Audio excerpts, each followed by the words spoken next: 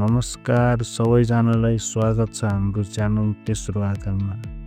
आज चाहिँ हामीले ओशोद्वारा सिकाएको रात्रि ध्यानको बारेमा केही कुराहरू भन्न गइरहेको छु म।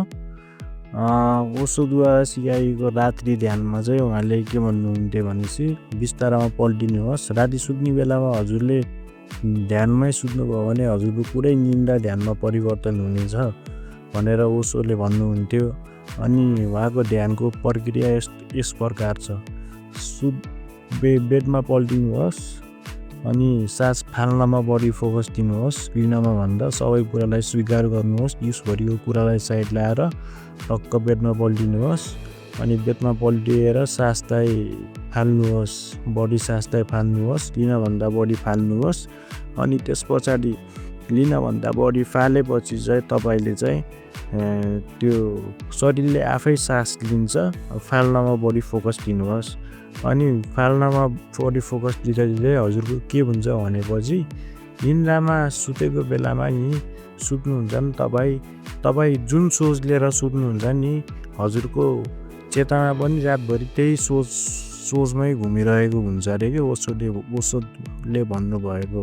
त्यही भएर राति सुत्ने बेलामा मङ्गल, सुख अथवा शून्यता त्यस्तो कुराहरू सोचेर सुत्नुहोस्। त्यस्तो कुरा सोचेर सुतेपछि हजुरले शून्यता सोचेर सुत्नुभयो भने त तपाईँको त पुरै निन्दा नै ध्यानमा परिवर्तन हुन्छ नि त। रात्रि ध्यानको बारेमा ओशोले सिकाएको यो उहाँले भनेअनुसार चाहिँ तपाईँ सुत्नुभयो भने चाहिँ हजुरको रात पुरै रातै ध्यानमा परिवर्तन हुन्छ। शून्यता, साइलेन्स अनि स्टिलनेस सोचेर अनि सुत्नुहोस्।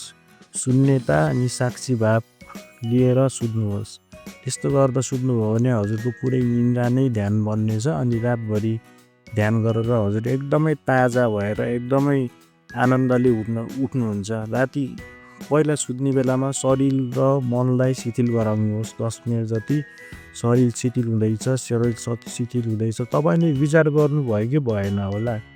हामीले गऱ्यो भने नि हामीले सोच्यो भने नि शरीर शिथिल हुँदैछ भनेर सोच्यो भने हाम्रो शरीर शिथिल हुन्छ। हाम्रो सोचमा त्यतिको शक्ति छ, त्यस्तो शक्ति छ। अनि त्यस्तो शक्ति भएको कारणले गर्दा नि ध्यानीहरूले त्यो सोचले नै गर्दा सोचेरै आफ्नो शरीरलाई काबु गर्छन्।